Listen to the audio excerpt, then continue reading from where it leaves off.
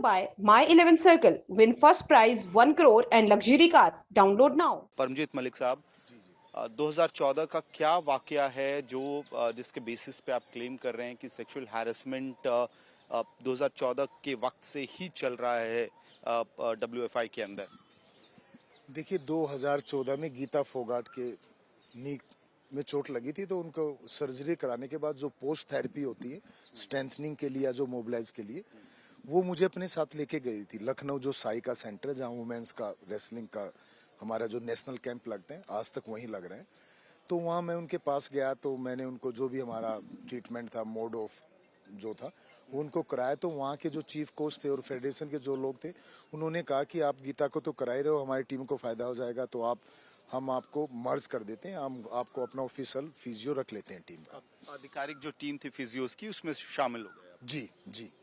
तो उसके बाद फिर मैं वहाँ रहा, मैंने देखा वो एटमॉस्फेयर की ऐसे उन्होंने इस तरह का क्रिएट किया हुआ था बच्चों पे मानसिक दबाव, और उनको कि आपसे कैंप से बाहर निकाल देंगे, आपको जो नॉन फिटनेस का हम सर्टिफिकेट दे देंगे कि आप अनफिट हो कुश्ती के लिए, आप डिसिप्लिन में नहीं हो। इवन उनके पेरेंट्स को भी फ़ोन किया जाता था कि आपके बच्चे ठीक प्रैक्टिस नहीं कर रहे हैं, जानबूझ के, जबकि वो ठीक कर रहे थे। किसी तरह उनको मेंटली टॉर्चर करके अपने काबू में लाया जाए।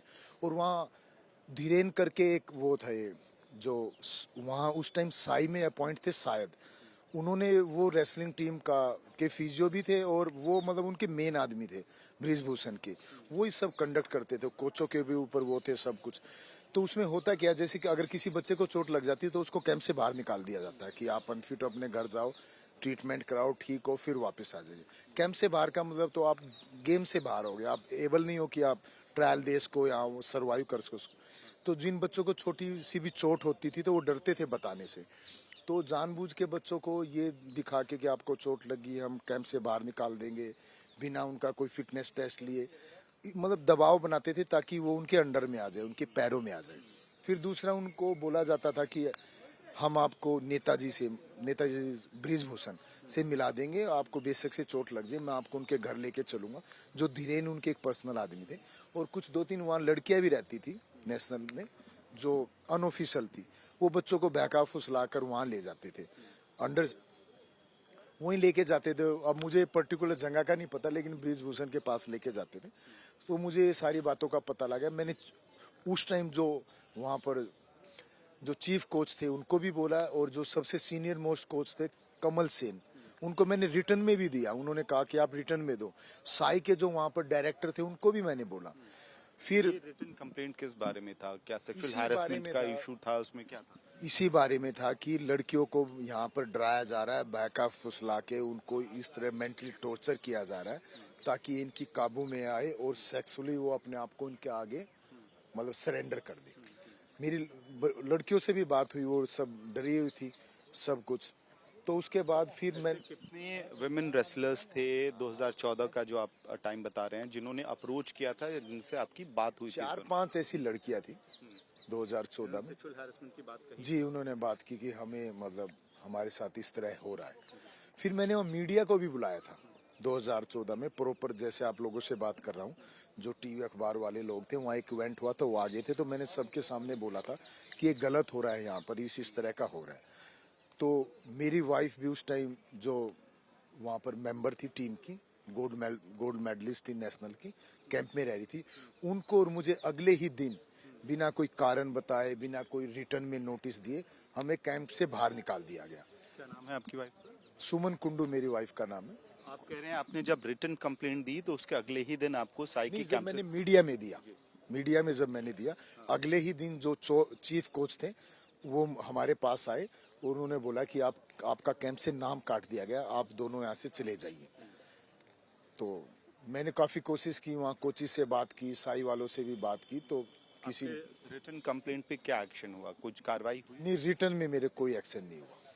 उन्होंने आगे दी या नहीं दी उसका बात का नहीं पता, लेकिन जब मैंने मीडिया में दिया तो अगले ही दिन हमें वहाँ से आउट कर दिया गया। तो आपने क्या इसको फिर किसी और पब्लिक फोरम पे इस मसले को उठाने की कोशिश की?